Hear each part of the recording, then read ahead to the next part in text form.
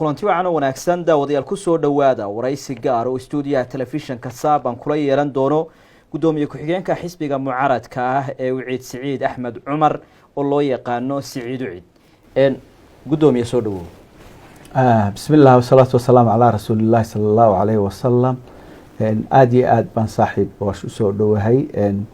halkan waxaan ka salaamayaa dadweynahana daawanaya ee ku xidhan telefishinkan caanka ah ee Saab TV. aad iyo aad baan kugu mahadinayaa inaad fursaddan siisay oo aynu ka xogagaal warrami doono insha allahu tacaala arrimaha dalkeena maanta ka taagan. mudane gudoomiye aad baad u mahadsan tahay adna inaad naga aqbashay codsiga iyagii waraysiga inaanu kaa qaadno. xisbihaan idinka Wiciid iyadoo aynu ognahay in maxkamadda sare ay taalo dacwad fasiraad ah oo qodobo dastuuri ah oo la isku hayo una dhaxaysa shirgudoonka iyo xubno ka tirsan golahaasi wakiilada oo iyagu dacwadda geeyay. idinka maxay tahay aragtida xisbiga Wiciid ee dacwaddaasi fasiraadda ay ku sameynayso maxkamaddu?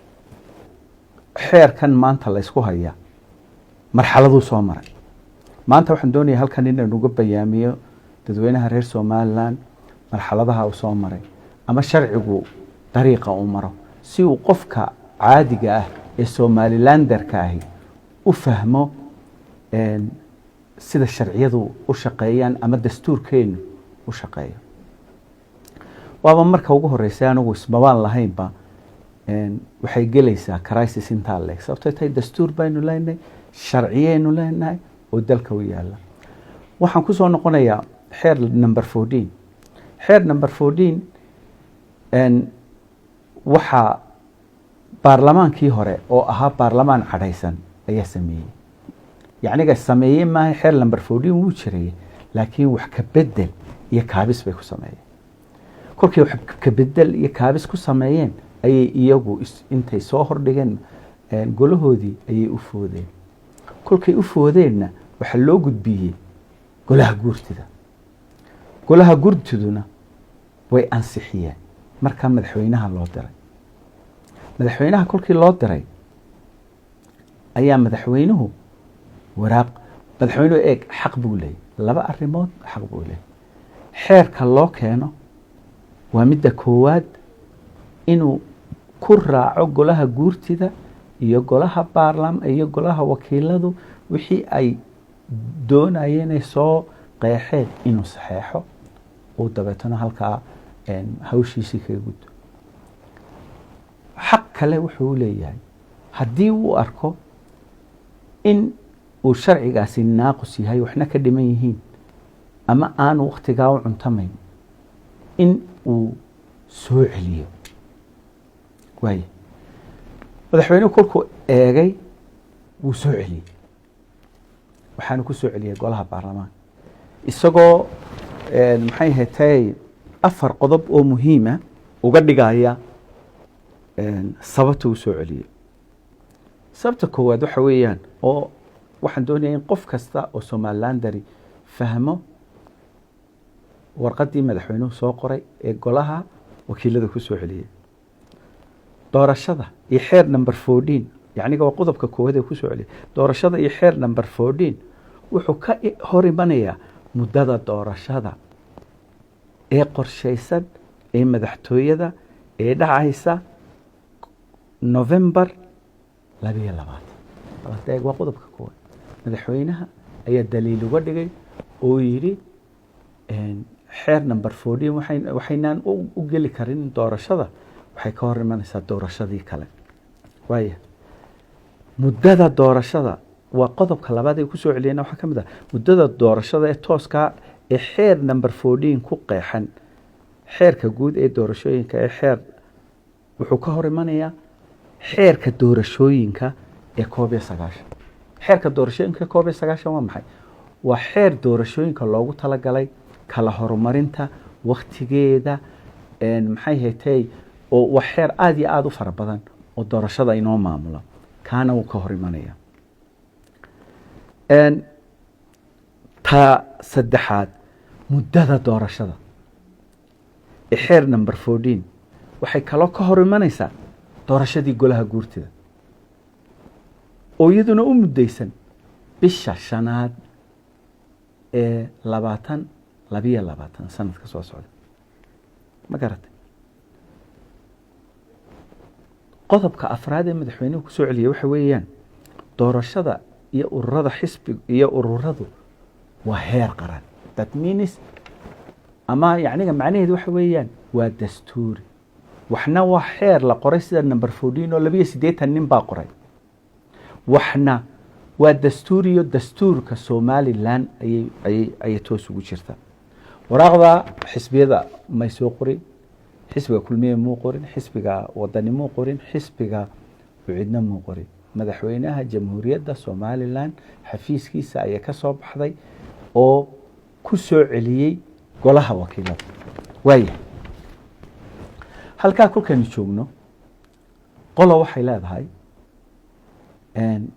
warqadaasi way muddo dhaaftay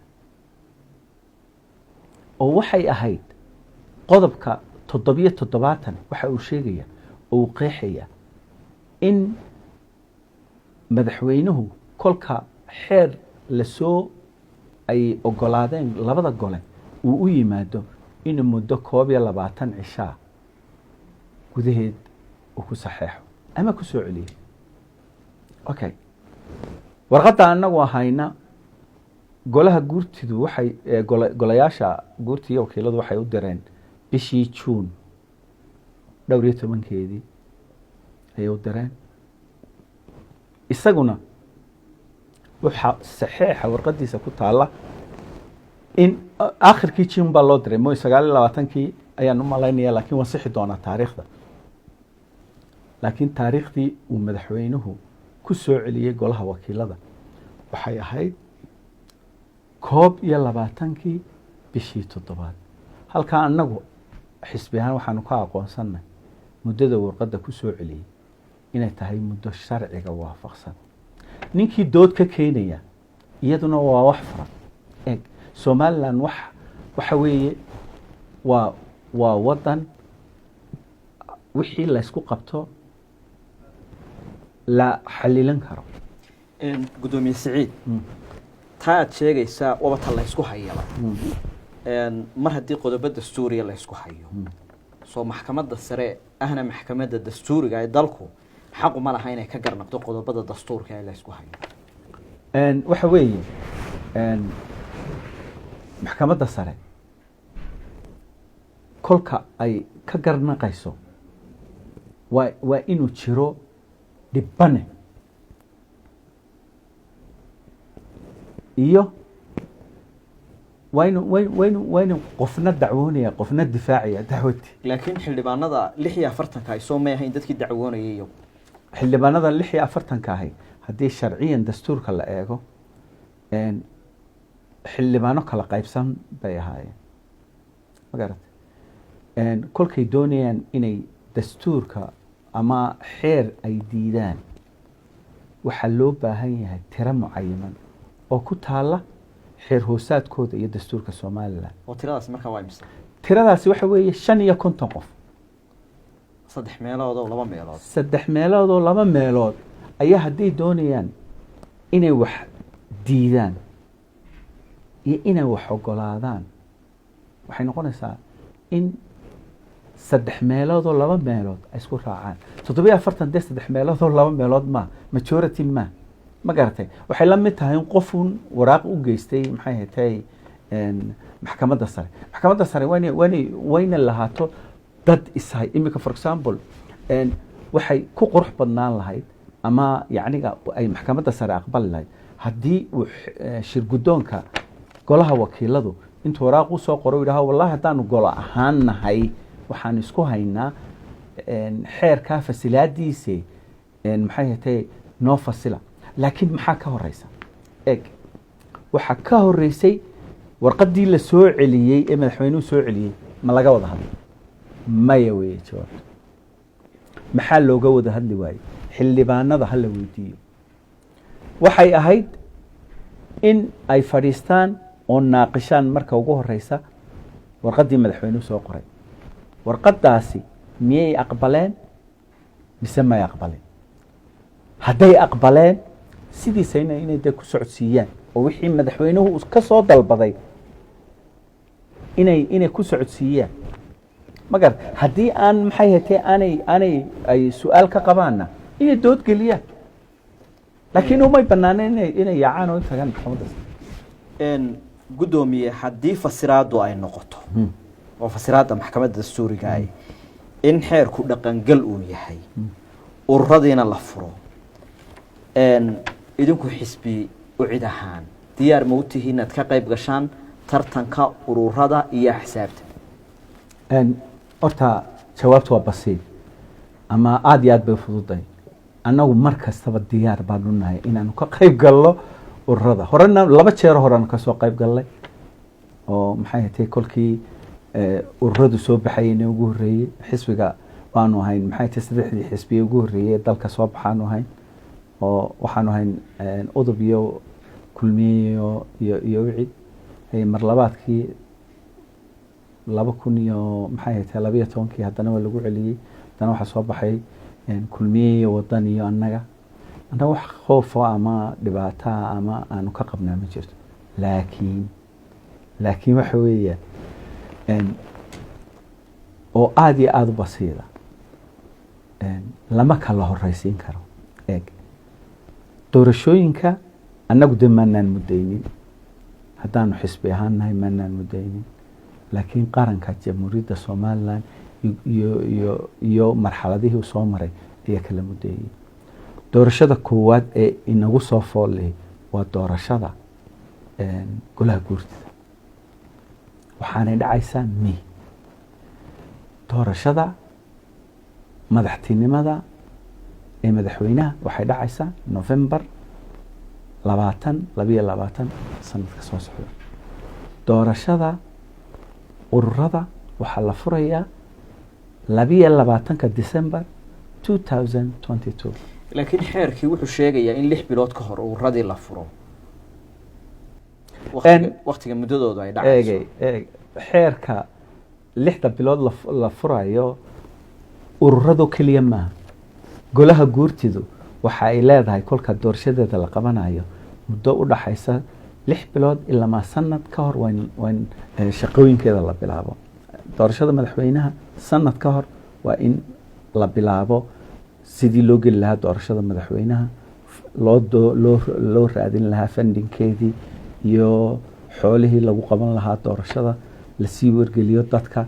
dabeetana intaa sanadkaas oo dhan wuxuu iska noqonayaa campaign. doorashada ururaduna waa la mid 6 bilood ka hor. laakiin tananba hore loo soo qaadaya, doorashadii ururada hore loo soo qaadaya, kuwa kalena way dambeynayaan. waxay la mid tahay nin isagoo salaadii duhur jooga yiri salaatul cishaa baan tukanaya. ma suurtagelaysa. haddii madaxweynihiiba uu taagan yahay xisbigii kulmiye tartankii ururada iyo axsaabta uu ka qayb galayaa, idinku maxaad ku diidan tihiin? ma cabsi baa jirta aad ka qabtaan inaad ku hadhaan tartankaas? mahay ana waxaan hubnaa 100 tartan haddii la qabto inaan soo baxayn. weligeena waan soo bixi jiray, cabsi kama qabno. laakiin waxaan doonaynaa dastuurka iyo sharciga in la maro. dadka in la majara habaabiyo maaha. waxa weeyaan doorashadii laba doorasho ka soo horeysa, labadii doorasho ka soo horeysay maxay tahay doorashadii ururada xagee la geenayaa waaye? anigu taasaaban su'aalaya. gudoomiye Siciid, suurtagal ma tahay iyadoo doorashadii golaha guurtida la qabanayo wasaad sheegaysay bisha May ee sanadka dambe in doorashadii madaxtooyadana la qabto bisha November ee isla sanadkaasi? ma suurtagal maaha. waxaynu leenahay guddiga doorashooyinka qaranka Somaliland. guddiga doorashada ayaa loo deynayaa waqtiga ay qabanayaan doorashooyinka. iyaga xaq u leh kolkay arkaan doorashooyinkii inay is saaran yihiin waa inay iyagu ka soo saaraan sharci ay dabatana u soo gudbiyaan golayaasha sharci dejinta oo yidhaahaan saasaanay technically aanay u suurtagal ahayn. laakiin iyadoon taaba la gaadhin ayaa waxay maqsuunta waxa weeye haddii aad noqoto xaakimkii wax xukumayay isla markaana aad noqoto kii la xukumayay waxa weeye ma suurtagelayso.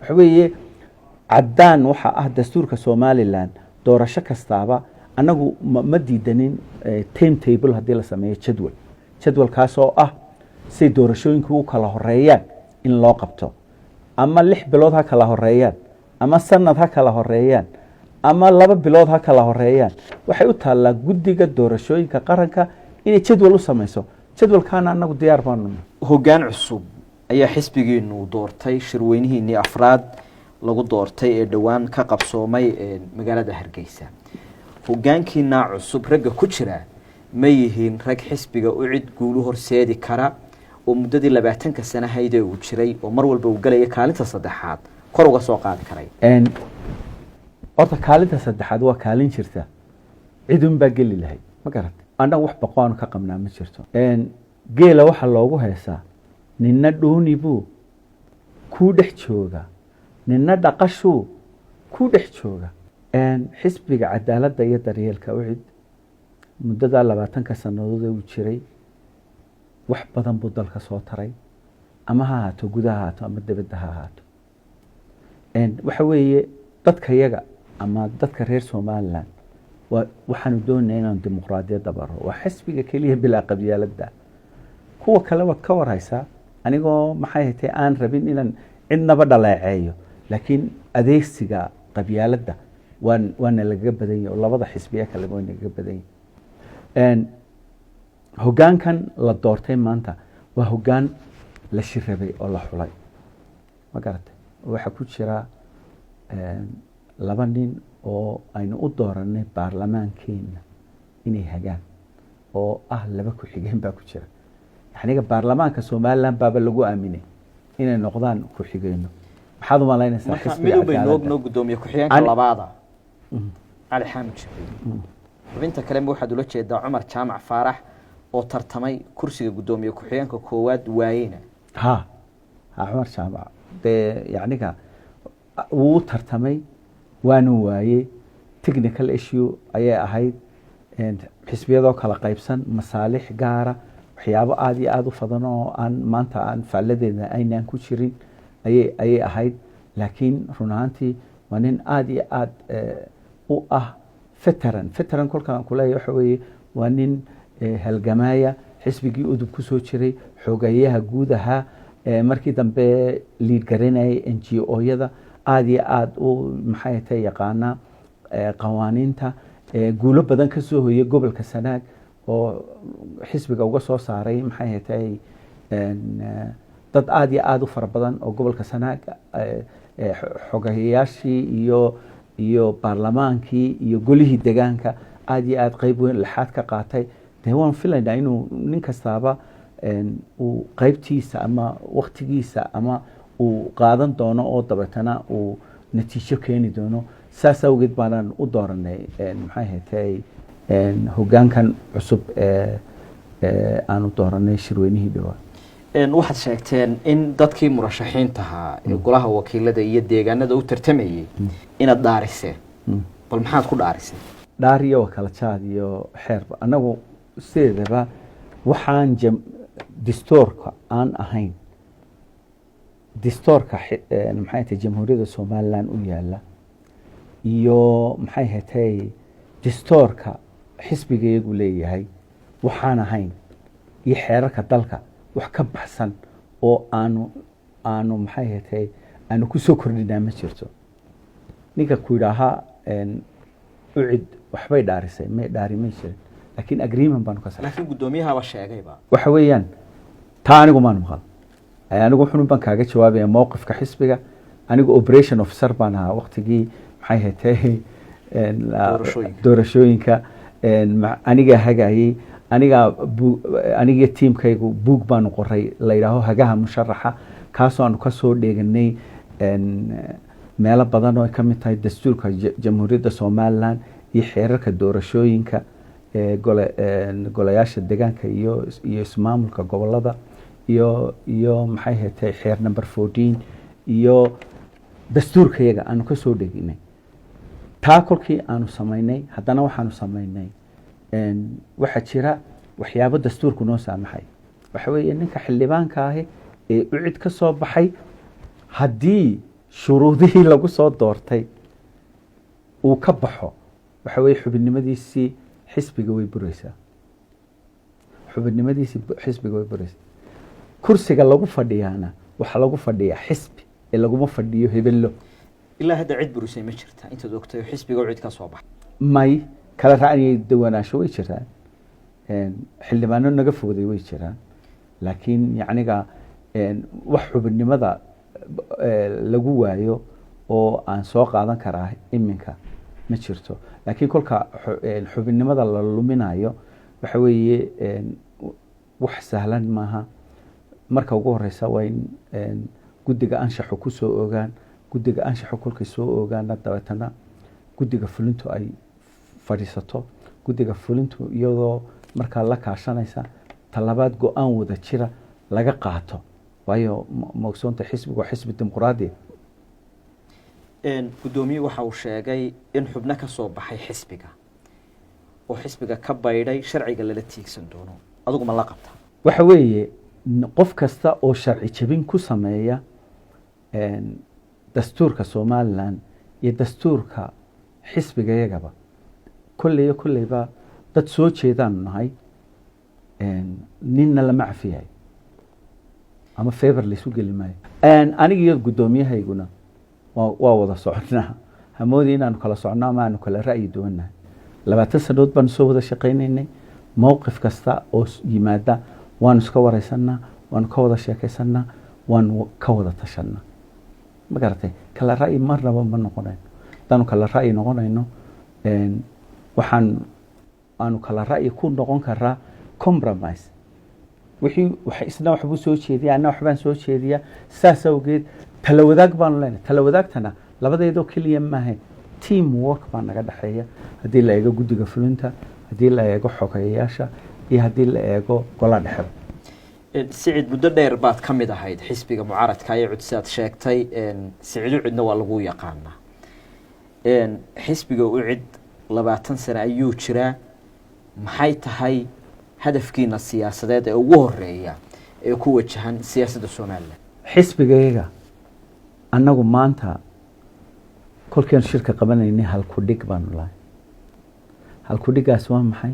waa badbaadada Somaliland, badbaadada Somaliland, badbaadada Somaliland. in Somaliland la badbaadiyo amniyan iyo strategically mowqica khatarta ee ku taalo. muhiimadeeda koowaad waxa weeye in la badbaadiyo Somaliland number 1 oo ku jiro amnigeeda. number 2 in ay dadku helaan hoggaan cusub oo fiican oo dhalinyaro ah. haddaad ogtahayba ucid waa jaamacad weeyaan. dadka ama soo maray ucid oo dhan manaasiib kale ay xisbiyo kale ka qabteen, manaasiib bay dowladda ka qabteen, manaasiib bay ka qabteen maxay ahayd civil society-ga. dhinac shacabkaanu ka tababaraynaa, dhallinyaradaanu tababaraynaa. dhinac difaac baanu nahay oo cadowga Somaliland baanu difaac uga nahay. dhinac waxa weeye dimuqraadiyaddii baan waa xisbiga ugu qabyaalada yar leh. cid kasta waad ku arki kartaa min bari ilaa galbeed. gobolkan geeska Afrika xasaradaha ka ogan Ethiopia waxa ka soconaya dagaal sokeeye dhanka Puntland oo Somaliland la darisa muran baa u dhaxeeya maamulka iyo ciidamo. arrimahaasi sidaad u aragtaa? arrimahaasi waa run ahaantii waxaynu geeska Afrika maanta wuu ololayaa. haddii la eego dhinaca waqooyi waxay naga xiga Yemen, waa ololaysa. dhinaca galbeed waxay naga xiga Ethiopia, way ololaysa. dhinaca koonfureed waxay naga xiga Soomaaliya. markii hore xamar baaba dhibaatooyin ku jireen, maantana ilaa Puntland bay soo gaadheen. run ahaantii 1991 May shirkii Barco maalintii la qaatay, qodobka koowaad wuxuu ahaa in lala soo noqdo xorriyaddii naga luntay 1960. qodobka labaad ee khatarta ah ilaa iminka Ilaahay nagu badbaadiyay waxay ahayd wax kastoo laynoo geystay waa inaynu saamaxno si dadkeenu u helaan deganaansho iyo nolol. waayo haddaynu markii aynu dalkeena qabsanay aynu colaad ku dhaqaaqi lahayn waxaa laga yaabaa waxaanaynu maanta helay ee ah nabadgelyo iyo barwaaqo iyo horsocod inaynan heli kareen maxay nagu waajiba maadaama geeska africa uu ololayo waxay nagu waajiba marka ugu horeysa shacbiyan inaynu midaysnaano aynaynu mid ahaan inaynu qabyaaladda iska dayno khilaafaadka siyaasiga inaynu yarayno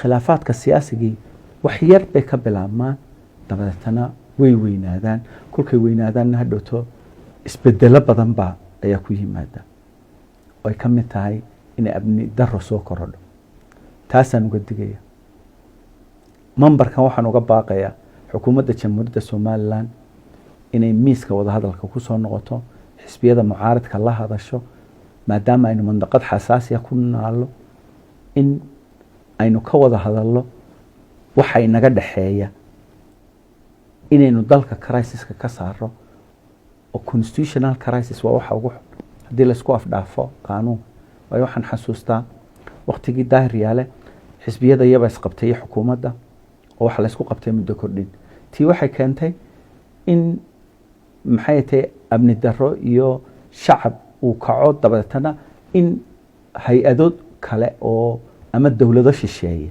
ay soo farageliyaan oo markaa 6 qodob lagu heshiiyo tanna waxaan uga digayaa inaynaan u baahnayn in cidina dhex gasho laakiin inagu waa inaynu wada fadhiisano oo aynu ka wada hadallo oo waxa weeye ra'yi waa ra'yi aakhir ra'yigaasaad haysaa annaguna ra'yi kaleynu haynaa haddaynu waynaynu horta marka ugu horeysa wada hadallo haddaynu inagu aanu isafgaran weyno cid kale isu keen afgaranaysaa ma jirto qodobka labaad waxa weeye haddaynu xitaa kaba soo qaad waabaynu isafgaran weyno ra'yigaagii ra'yi de waxa weeye waa in cidina dhexdhexaadisa waa in la helo marka ciddaas waa ciddaasi horta anigu kuma baaqayo in maxay hatay inay dibadda cid inooga timaado waqtigii ugu dambeeyey 2008 bay ahayd kolkii khilaafaad ku dhacay maxay hatay ra'yi caalamka dowladaha European Unionka iyo Ethiopia iyo ay soo dhex galeen ma filayo taa maanta waynu ka korro waynu soo danjirsan waxaan filayaa khilaafaad kastoo dhexdeena inaynu iyadoo aan cid dibadda ka timi aanayna dhexgelin inaynu inagu dhammaysan karo taana waa inaynu joojinno maxay hatay waa inaynu action samayno actionka waa maxay inaynu wixii aanad horeyn horaa loo yeela intaynu iskhilaafi lahayn inaynu isjiijiidan lahayn waa inaynu wada fadhiisano oo ka wada hadallo arrimihii jiray aad iyo aad ayaad u mahadsan tahay daawadayaalkaasi waxa uu ahaa guddoomiye ku-xigeenka xisbiga mucaaradka ah ee wicid سعيد أحمد عمر سعيد وعد وحنا يقول رميي استوديوها تلفزيون كصاب مقالة هرقيسة